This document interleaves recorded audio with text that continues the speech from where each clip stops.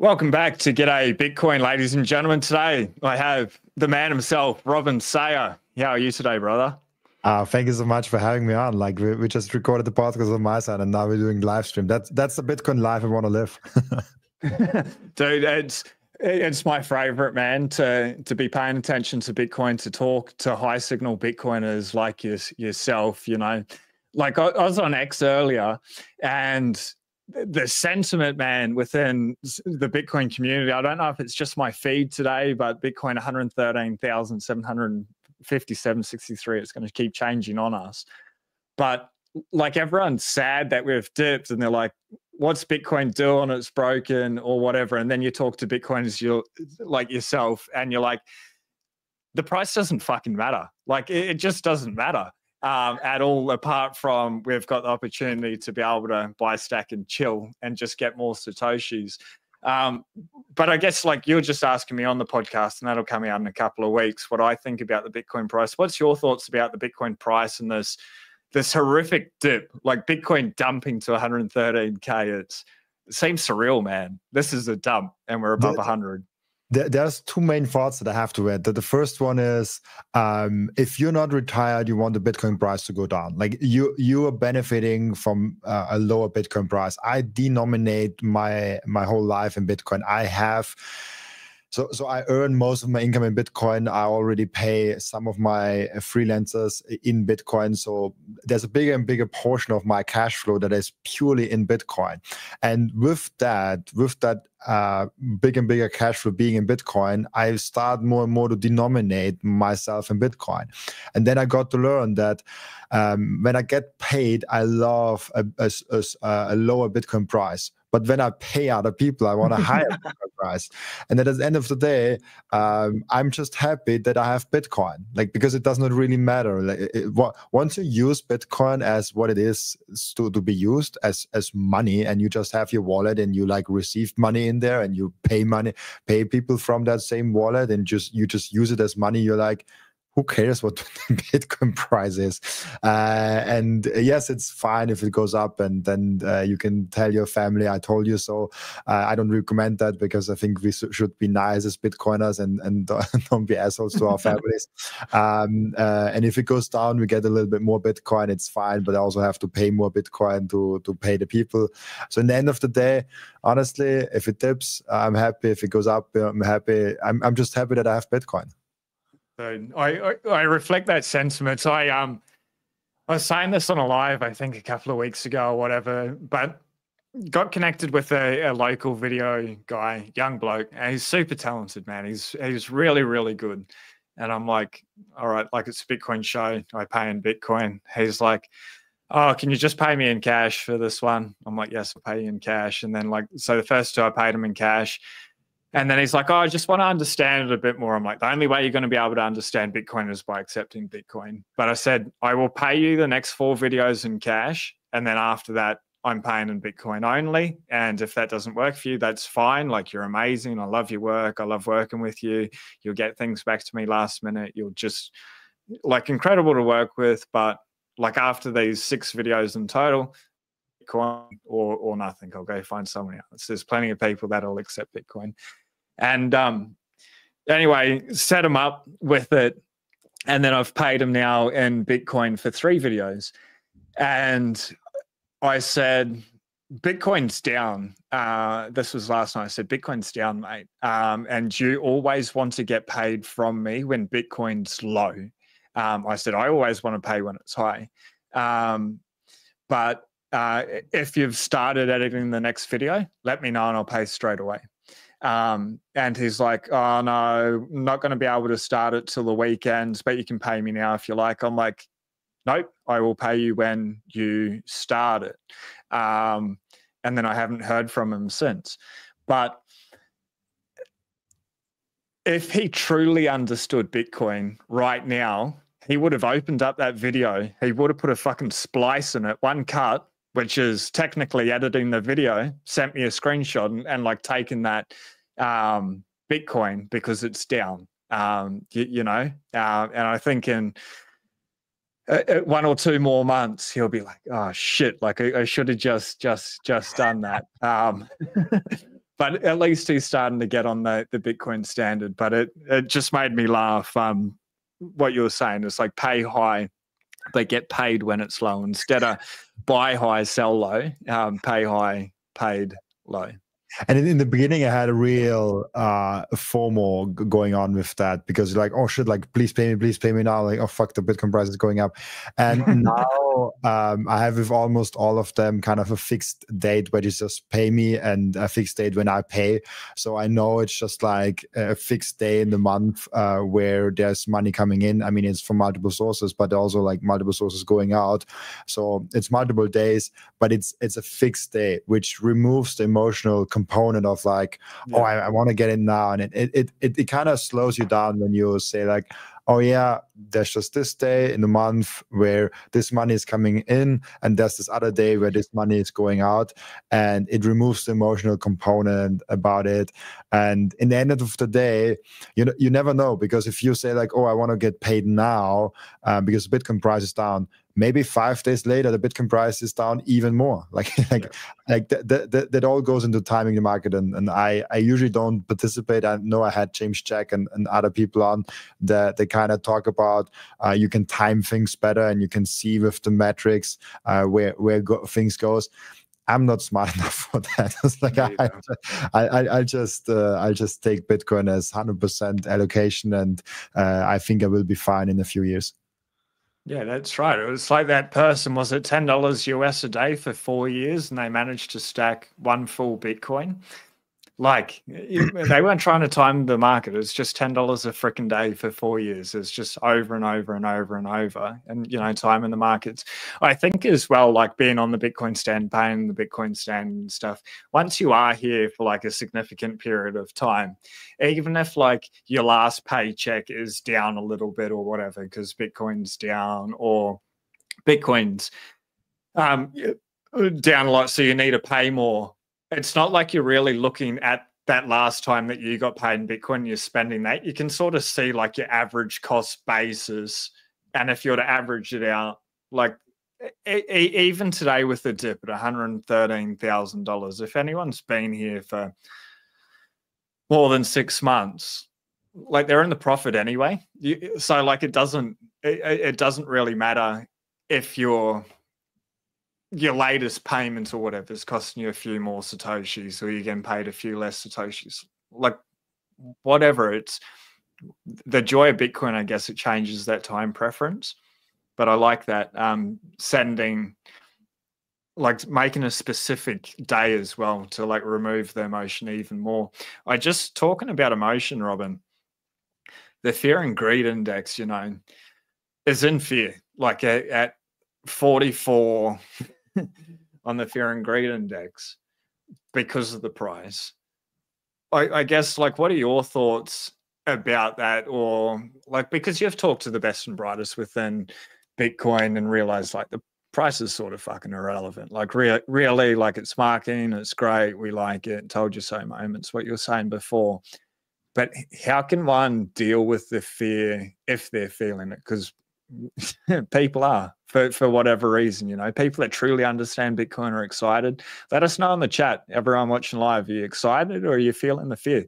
And if you are feeling the fear, like, let us know why. Maybe it might help for Robin to be able to unpack that a little bit.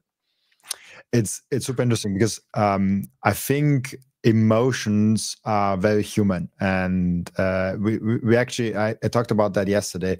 What makes humans? And a lot of people say, oh, emotions make humans, but actually it's the opposite. It's reasoning. It's when you look at animals, they do what they feel like. They just go ahead, and if they want to eat that other animal in front of them, they just go ahead. And this is the main thing where I'm getting towards what makes a human. It's actually the reasoning and the logical thinking about that. And that's why we have to do the same thing with Bitcoin. We have to be humans. We have to reason why we do things, and we don't have to let our emotions go overboard. So if you feel like, oh shit, like it's going down and I don't feel comfortable with it, that's for me just a sign that you haven't studied enough of Bitcoin. If you studied Bitcoin hard enough and you don't and you fear let's make an example to make it clear. In the beginning of Bitcoin, also feared. And when it went down, I was like in fear. When it went up, I was like, oh, euphoria, I want more. And this is a very natural feeling, especially in the beginning. The way you come over it is, one, experience, being longer in the game, and two, education. Just like have another podcast, have another have another book, have another other content piece that you can consume. And I relate to that a lot because for the past 1.5 years, 2 years, I have been a YouTuber, a content creator. And I had a huge fear when my views were down a month, or when the views were up a month. I was like on a cloud. I was like, oh man, it's so good. And the same feeling people have with the Bitcoin price, and the same feeling I had a couple of years ago with the Bitcoin price. And the reason and the thing you overcome that is with experience and with education. Or like, okay, why are the views down? Why is the Bitcoin price down?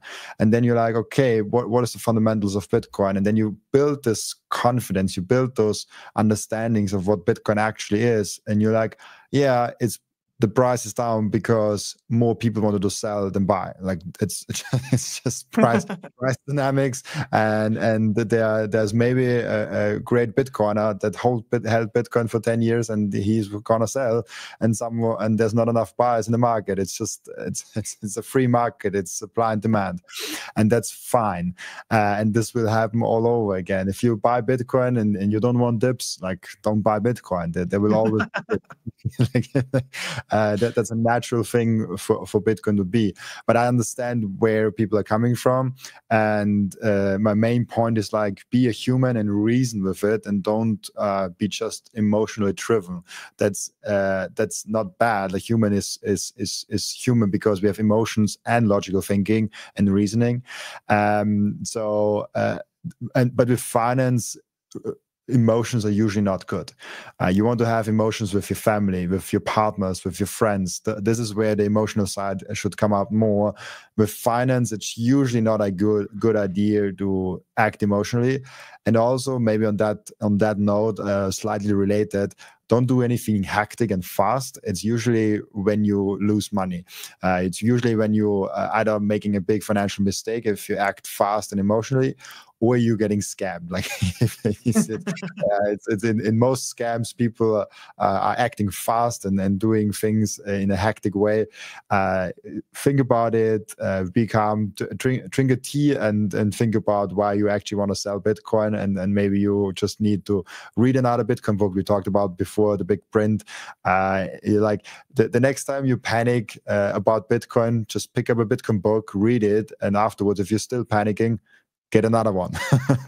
Yeah, that or like sort of what we were saying earlier in your podcast just before, is like the answer is just more Bitcoin. Like if you're worried that it's come down because you can't retire this year or something, well, then you just need more Bitcoin. Like now's the opportunity. There's this big, beautiful red buy button. It's this gift from Satoshi of these cheap sats.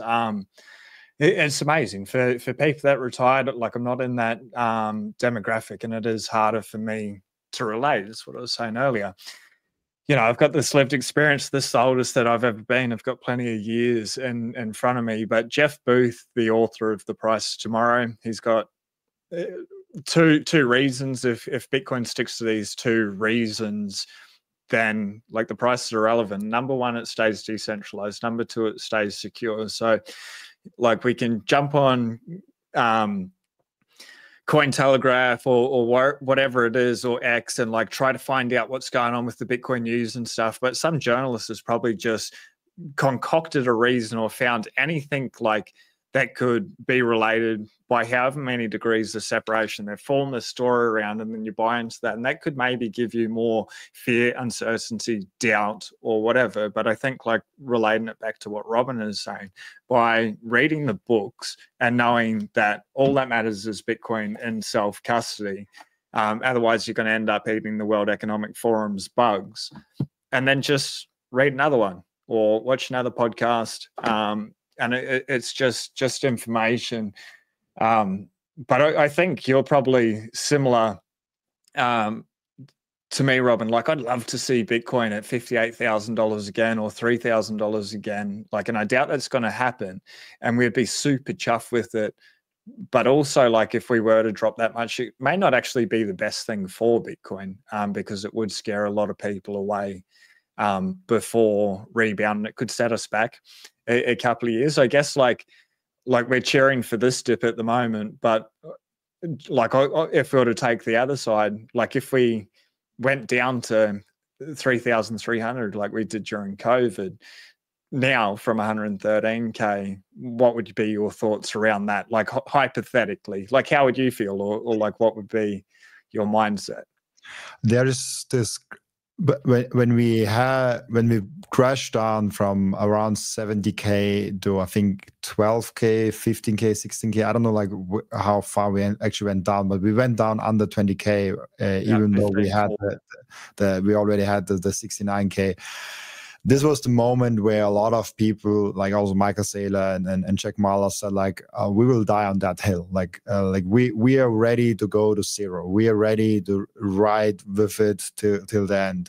I don't think how many people actually will do that. I think there will be points of Bitcoin when it goes far enough down that people actually jump out.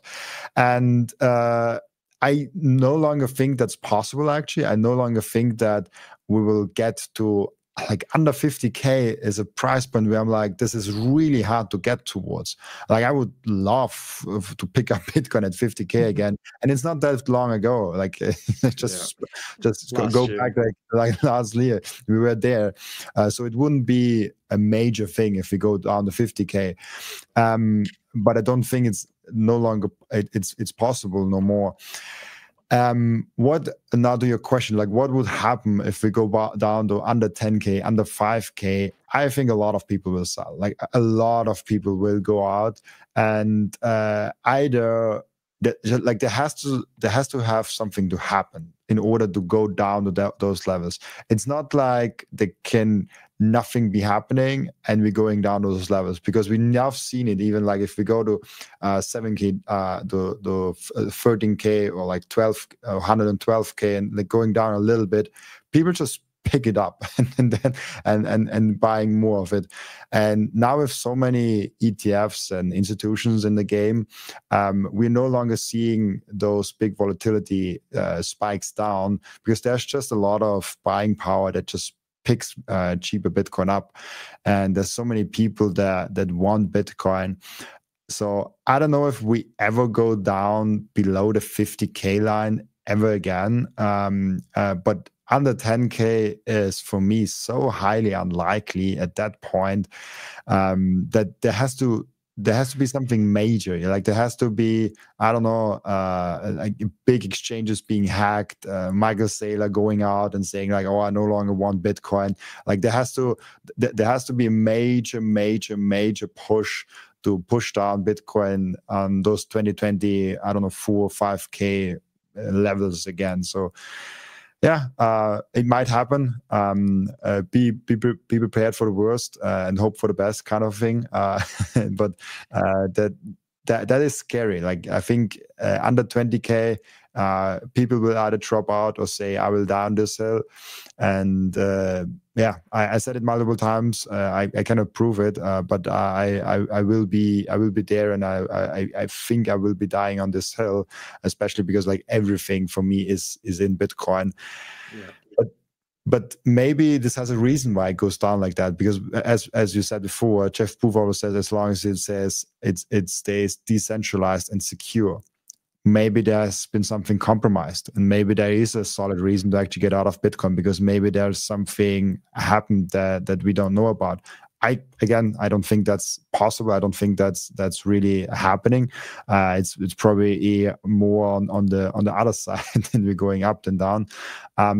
But it's a free market. It's a new invention. Like 16 years is not a long time for money. That's the asymmetric bet that we have. It's such an obvious thing. It has so few few things that can actually go wrong with it, and still nobody has it. Like 99.99% of people have no clue about it. So that's the asymmetric bet that you're taking, and there are obviously short-term risks to it. I think long-term it will be fine.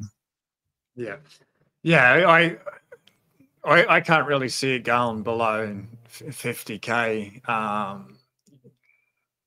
Something bad would need to happen, but say like in that situation, it's so hypothetical, like under $10,000.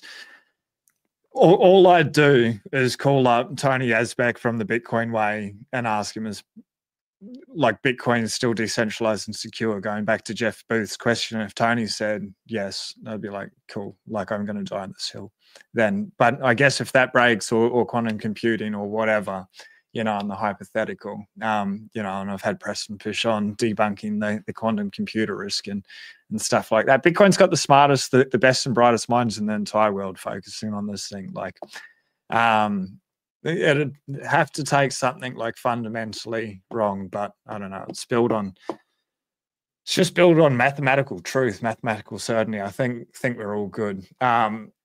This is something that just sort of spun me out. Is more related to when we're on your pod just before, Robin, but we're talking about the price, and this chart's going back to 2013, but 83,000% return. Like we're all hoping for a 5x or a 10x or something straight away. Like it's just time. But one Bitcoin equals one Bitcoin. One other thing that I wanted to bring up, like this is where I see the signal, Robin, within Bitcoin. It's TikTok next block. Like we've roughly like every 9 minutes 36 or 9 minutes 40 seconds, we can 9 minutes 36 since Genesis. We've just gotten a new one of these just added, 910,851.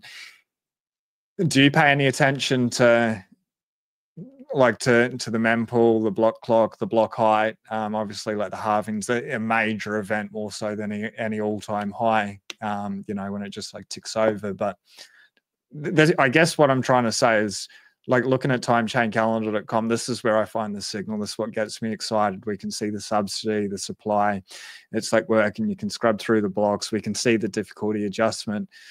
Like, do you enjoy this stuff as well, or it's just I love it. I had the guy from Time Chain Calendar, had him on the podcast, and we talked about it, what's going on, and it was so fun because we hit multiple blocks during the podcast. And we celebrated each and every one of it. And I don't know, maybe I overlooked it, but I think 21 minutes since the last block, so maybe we hit one block in the we podcast. Just did it.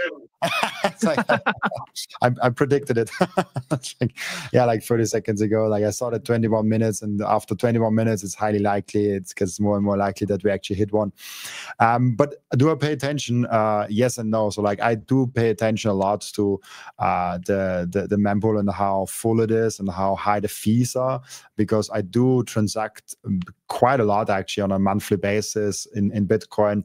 I earn multiple times Bitcoin in a month, and I pay on a monthly basis multiple times in a month towards people in Bitcoin. And transaction fees is a reality, but right now transaction fees are so freaking low. I think the last time I paid like 70 cents to transfer like $1,000 in Bitcoin, which is like nothing. If you do the same thing with fiat into the same country that I do it, I think in Colombia I did, you pay like 10, 20 euros for the same transaction, and the receiving side usually also pays. And then it's like, okay, Bitcoin is really cheap to transact right now. Like it's a no-brainer to use on-chain Bitcoin transactions. So I don't do any Lightning transactions right now just because Bitcoin is so cheap. Like why would I go on Lightning? But if for example the on-chain transactions would skyrocket, I would go to Lightning. I would go to a second layer. And so in that regard, I do pay attention just practically for the transaction fees. And it's fun because like people point out like, oh, like we are at 113K, but the mempool is empty and there's like no fees in there. Is Bitcoin broken? Like, no, like it's logical. like people just want to hold it and don't want to spend it right now, and I get it. Like not a lot of people actually spend a Bitcoin. I saw the post before here, I think from Res, pay me in Bitcoin. Everyone wants to get paid in Bitcoin, but nobody really wants to spend it. So there's like this there's this equation that has to match, because if you want to get paid in Bitcoin, someone has to spend the Bitcoin and give it to you. So I think this is just something, and we can talk about that, like getting Bitcoin to be a medium of exchange and getting Bitcoin out there as money is super important. But it's also early. People right now just want to have Bitcoin and just leave it there, and that's why the mempool is empty, because nobody transacts in it. And this will not be always the case, and I'm just enjoying that. I think Bob Burnett always says the main layer of Bitcoin is the Rolls Royce of Bitcoin. It's the base layer, it's the Rolls Royce that you're rolling around. And right now you can roll around in the Rolls Royce for 70 cents, and that is super cheap. You will pay massive fees in the future to roll around in the Rolls Royce, and you will get paid in layers above that. So I do enjoy now rolling around with the Rolls Royce for like no money at all. But I also know at some point it won't happen again. Yeah. Like the other day when we were at like 124, 125,000, like at the all-time high, on the day of the all-time high, I was consolidating UTXOs, and it was so cheap and it was so fast. And I was like, this is amazing. Like, this is absurd. Like the world is asleep at this. And I guess like back to Robin's point, I think that's so important, that point that you're making. It is going to get very bloody expensive to transact on the Bitcoin base chain. So if you have been DCAing and sending that Bitcoin from the exchange in small little packets, you've got a lot of UTXOs. It doesn't just, like, if you send $50 worth of Bitcoin or 0.1 Bitcoin, 0.002 Bitcoin or whatever, it doesn't all go there and go into one UTXO or like one blob of Bitcoin. You've got all these little blobs or little packets of Bitcoin. While the fees are so cheap, it is worth wrapping that up and sending it back to yourself and consolidating those UTXOs. Like, it's not hard. There's plenty of tutorial videos. The Bitcoin Way can help you. There's a link in the description. Whatever it is, like, while it's so cheap and you've probably still got a little bit of time, but it's going to be like that slowly then suddenly phase where you just can't do it. And those real small UTXOs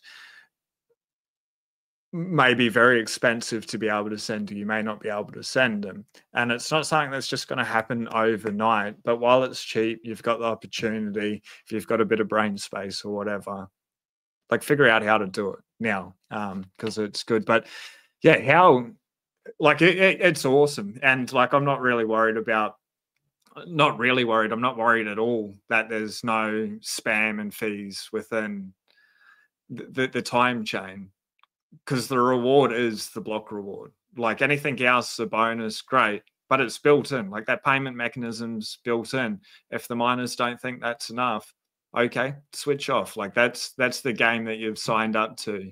And that's like the joy again of Bitcoin. There's these set rules, no rulers, you know, and then people are trying to play ruler or kingmaker or whatever and introduce spam or ways for the miners to be able to make more income and fees. Like, no, just fuck off. Like, just leave it alone for a while and let, you know, run a node, I guess on that point. Are you running your own node, Robin? Absolutely. And I want to make that point with UTXOs. Do you have some, because I think people need to get started with UTXO management. This is something very practical that I think not enough people really know about, and it's extremely important. I also think that running a node is super important. I think also mining in some capacity is important, but even more important is like getting your UTXOs in order. And there's two sides of it. There's the one side of the privacy. Like, if you have, for example, a KYC stack and a non-KYC stack, don't mix them, because otherwise the whole stack is KYC'd.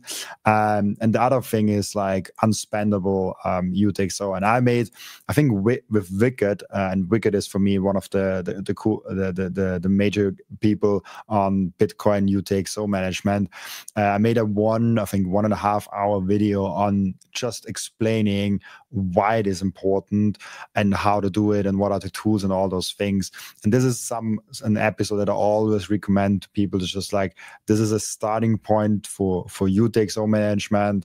I rarely do how-to tutorials. I think like there are many other people that do it a way better job at that, like the Ben from BTC Sessions, or if you want to have a service like the Bitcoin Way, just like go to them. But this was a topic for me that was like so important, and I just wanted to have a full podcast on that. I think it's probably one of 3 episodes out of almost 600 where I did a how-to Bitcoin tutorial and not why Bitcoin, because look, most of my podcast is focused on the why and not the how-to. So if UTXO is a word right now that you're feeling like, what the hell is that? Like, watch that video. Go on YouTube and just put on UTXO management. If you want my video, just like put my name plus UTXO management. It probably will pop up. I don't know how good of a job. I'll search for it now. It's with Wicked, so like UTXO, Robin Sayer, Wicked probably comes up.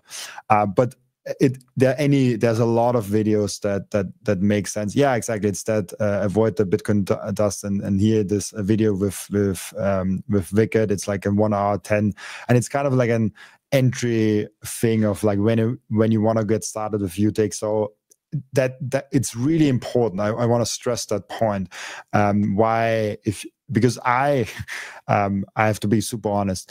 When I started the podcast, I had no clue about UTXO. Like that's a reality for me. I was in Bitcoin for 3-4 years and I had no clue about UTXO, and I was super embarrassed about when I found it out. But you don't have to be embarrassed about it. Like, we are all on our individual learning journeys, and I know that a lot of Bitcoiners that have Bitcoin, watch shows, are engaged in the Bitcoin community, just don't have that knowledge. And it's like, you should have. Like, I had so many small things and like tie it up. Like, make sure you have that part right. Like running a node, mining, like all those things are very important. Do that too. But I think UTXO management can actually be a very bad thing for you if you don't care about that in like 5, 10, 20 years from now. Definitely. I think in like order of importance, it's Bitcoin and self-custody, and then probably running your own node because you want to consolidate your UTXOs through your own node. But then everything else, the mining, whatever other path you want to do. But if you can sort those 3 things and only those things, and like you saw that video of Robin Says, just like watch that video and start from there. But it is important, and it is kind of weird. Like it'll roughly come up, and there'll be someone watching this that's like, UTXO management, like what the hell are they talking about? And they'll look into it, and then in 4 years' time or whatever, that person's going to be putting out a podcast or telling someone, "Hey, have you consolidated your UTXOs?" You know, but it'll just like randomly come up occasionally. But it's important. Like, it should be just a message that's pumped from the speakers every single day. Bitcoin self-custody, run your node, manage your UTXOs, because it's not something that needs to happen. You don't need to do it a lot, but like if you're DCA into your wallet or whatever, and you've got a lot there, you do need to do some general housekeeping. It's very important housekeeping. It's like, you know, there's starting to get a couple of little rust holes on the roof from hail or whatever. Like, you're sending all these UTXOs there, but you just need to go up and you need to silicon them. Otherwise, it's going to create problems for you later down the track. But Robin, this is about all the time I've got this afternoon. Fucking everyone should know your podcast and stuff. If they don't, like, ladies and gentlemen, subscribe to Robin Sayer on YouTube, follow him on X, like Pure Signal, just a gentleman. But where can people find you, get in contact, and then just like a message that you'd like to depart about anything in regards to anything Bitcoin related or not? The floor is yours. I think so. First of all, how you find me is just my name, Robin Sayer, on any platform. I have literally the same handle on every single platform. It's just my name written together. I guess it's somewhere, or like you just like Google it and you will find it. The most important thing for me is always to make sure people understand how huge this opportunity with Bitcoin is. It's the biggest asymmetric bet you can possibly take. It's the biggest thing that you can possibly do right now. And we talked about before in my podcast how Bitcoin has those 3 pillars, and you should make sure you are actually making advantage of all 3 pillars. The first pillar for me is the wealth aspect. And for the wealth aspect, you just need Bitcoin, buying on an exchange, on an ETF, on anything like that, and you taking advantage of that. But if you say you have Bitcoin just for the wealth aspect, you're missing out on the freedom aspect. And freedom aspect is actually the one that is encouraging the number go up there, the wealth aspect. And what do I mean by that? And we talked about it before at length. I just try to briefly summarize it. You need to be in the Bitcoin system, meaning self-custody, running their own node and all those things, because you might end up having 0 Bitcoin if you have the Bitcoin in the fiat system. And it's a reality that's hard to swallow. Like those Bitcoin are not actually yours, and those Bitcoin are controlled by someone else. If you don't have your own keys, the keys you've given the rights to someone else. You have a paper like, oh, that's mine, but if someone comes and takes it away from you, like you have no power in that. So for me, the most important message with that is Bitcoin is the biggest opportunity that we ever had, and we shouldn't mess it up on an individual level, but also on an overall level in the Bitcoin community. Individual level, take self-custody. Overall level, make sure to educate people. Like go on meetups. Maybe you have interesting thoughts. Maybe start a blog. Maybe write some articles. Maybe if you want to be in front of the camera, start a podcast. We need so many more educators, and it's always weird as an educator myself to say, "Hey, we need more educators." It's like I want more competition. No, I don't see it like that. I want more people that are arms in arms with me on orange pilling other people. That's why I love Sean. That's why I love all the other podcasters, Bram and Danny from What Bitcoin Did, and all those things, because we are all for the same mission, and we are driving towards the same thing, and we should cheer each other on, and we should get more people involved in that. So that's all I wanted to get towards. Realize how big this opportunity is and take advantage of it. I absolutely love that. If you haven't subscribed to Robin Sayer, make sure you follow him on YouTube, on X. If you haven't subscribed to Me and We Vibe, definitely hit the subscribe. But just on reflecting that, someone may not resonate with me, or they may not resonate with you, but there is someone within the Bitcoin ecosystem that they will resonate with. And if that person doesn't exist, like, go out and be the change that you want to see in the world. We've got an opportunity. But Robin, love your work, who you are, the signal you provide. For everyone out there, please do something nice for yourself. And most importantly, for somebody else out there, be blessed. Peace. Thanks, legends.